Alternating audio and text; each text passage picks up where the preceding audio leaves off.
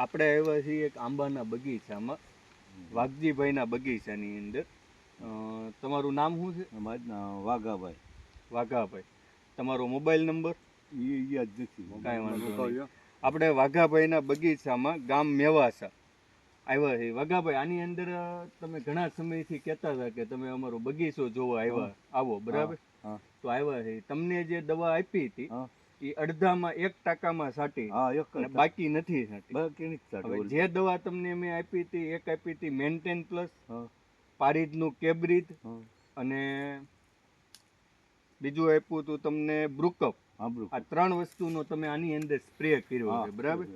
આની અંદર એ 3નો સ્પ્રે કર્યો છે, તો આમાં શું ફરક છે અને જેમાં નથી કર્યો એની અંદર શું ફરક દેખાય? આમાં તો ફરકમાં શું છે કે જે પહેલા આ જે દવા છાંટીને જે દાણો હતો એ સોચ્યો, મોટી કેરી થઈ ઓલા કરતાં વધી.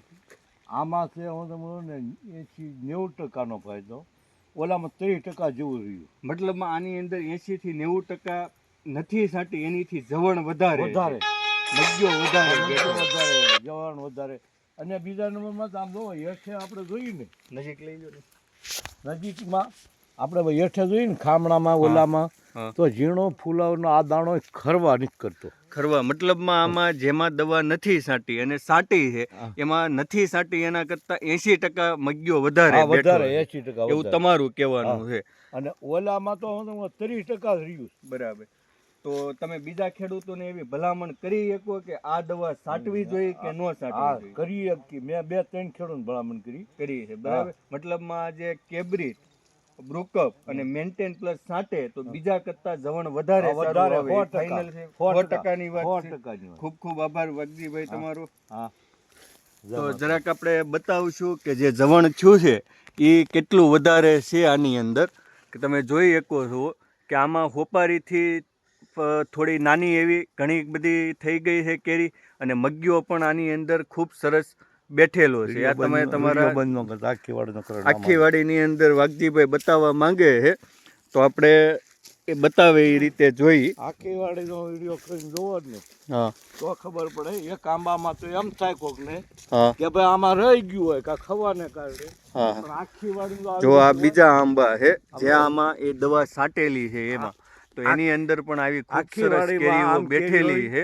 મગ્યો ખૂબ સારો એવો બેઠો છે.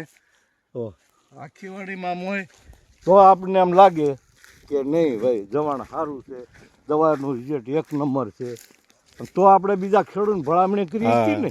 ના, એ તો રિઝલ્ટ આવે તો જ ભલામણ કરી શકે. પછી એ દવા મારીને પહેલો ફુવારો આ જ શરૂ કર્યો હતો, અહીંયાથી ચાલુ કર્યું છે.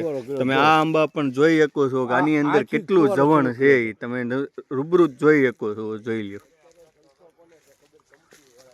આથી ફુવારો શરૂ કર્યો હતો આપણે, અહીંયાથી કર્યો છે. અને જો આની અંદર જે જવણ છે એવું કોઈ જગ્યાએ અત્યારે નથી. ઉપરથી જોઈ લેજો, આખી ઠેઠ ઉપર ટોચ સુધી આવું એક સરખું જવણ છે આની અંદર. આખા આંબામાં આંબો છે ને, 35-40 મણનો છે આખો આંબો એવો છે, આખો એવો. એ તો સામું જ દેખાય છે. આવું ખૂબ સરસ જવણ છે બધાની અંદર.